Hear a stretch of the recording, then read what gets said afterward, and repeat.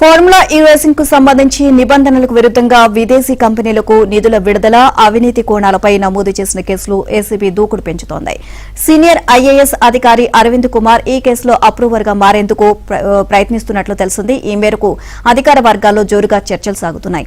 ఈ కేసులో తనను అరెస్ట్ చేయకుండా చూడాలి అంటూ ఆయన ఢిల్లీ స్థాయిలో ప్రయత్నాలు చేస్తున్నట్లు చెబుతున్నారు.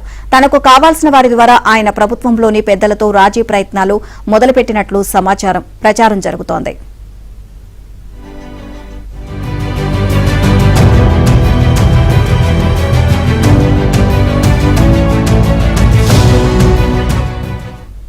ఈ కేసులో అరవింద్ కుమార్ పాత్ర ఎక్కువగా ఉన్నట్లు ఇప్పటికే ఏసీబీ గుర్తించింది. కేబినెట్ అనుమతి లేకున్నా ఎన్నికల కోడ్ అమల్లో ఉన్నప్పుడు నిధులను బదిలీ చేశారు అనే ఆరోపణలు ఉన్నాయి. అంతేకాదు విదేశీ కంపెనీలకు నిధులను బదిలీ చేయాలంటే ఆర్థిక శాఖ అనుమతి తప్పనిసరి. ఫారెక్స్ చెల్లింపులకు ఆర్బీఐ అనుమతి కూడా అవసరం. అయితే మున్సిపల్ అడ్మినిస్ట్రేషన్ ముఖ్య కార్యదర్శి హోదాలో అరవింద్ కుమార్ తొలుత నిధులను బదిలీ చేసి ఆ తర్వాత ఒప్పందాలు చేసుకున్నట్లు ఏసీబీ గుర్తించింది. దీంతో ఏసీబీ తొలుత అరవింద్ కుమార్ ను విచారించే అవకాశాలు కనిపిస్తున్నాయి.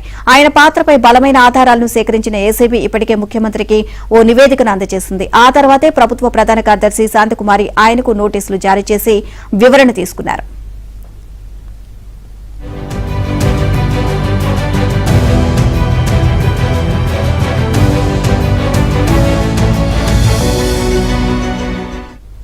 ఇక ఆ క్రమంలో ఆయన అప్పటి మంత్రి కేటీఆర్ చెబితేనే 55 కోట్లను బదిలీ చేసినట్లు అని వివరణ ఇచ్చుకున్నట్లు సమాచారం. న్యాయ నిపుణులు కూడా A2గా ఉన్న అరవింద్ అరెస్ట్ తప్పదని వివరిస్తున్నారు.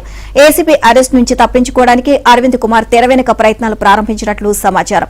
ఢిల్లీలో కాంగ్రెస్ పెద్దలను కలిసి తనను కాపాడాలని అభ్యర్థించినట్లు అధికార వర్గాల్లో చర్చ జరుగుతోంది. ఈ క్రమంలో ఆయన అప్రూవర్ గా మారడం ఒక్కటే మార్గంగా ఉన్నట్లు తెలుస్తోంది. అయితే పురపాలక శాఖ ముఖ్య కార్యదర్శిగా హెచ్ఎంటీఏ కమిషనర్ గా పనిచేసిన అరవింద్ కుమార్ అప్పట్లో ఔటర్ రింగ్ రోడ్డు టెండర్ల వ్యవహారంలో అప్పటి పీసీసీ చీఫ్ గా ఉన్న రేవంత్ రెడ్డికి నోటీసులు జారీ చేసిన విషయం తెలిసిందే. ఈ నేపథ్యంలో అరవింద్ కు కాంగ్రెస్ హైకమాండ్ అండదండలు ఉంటాయా అనే ప్రశ్నలు తలెత్తుతున్నాయి.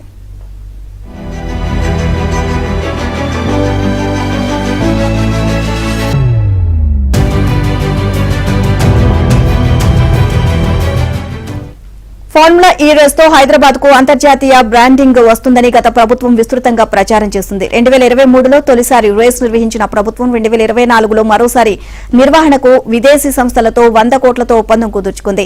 ఈ క్రమంలో ముందస్తుగా 55 కోట్లను రేస్ నిర్వహణలో నోడల్ ఏజెన్సీగా వ్యవహరించిన మున్సిపల్ శాఖ ద్వారా చెల్లించింది.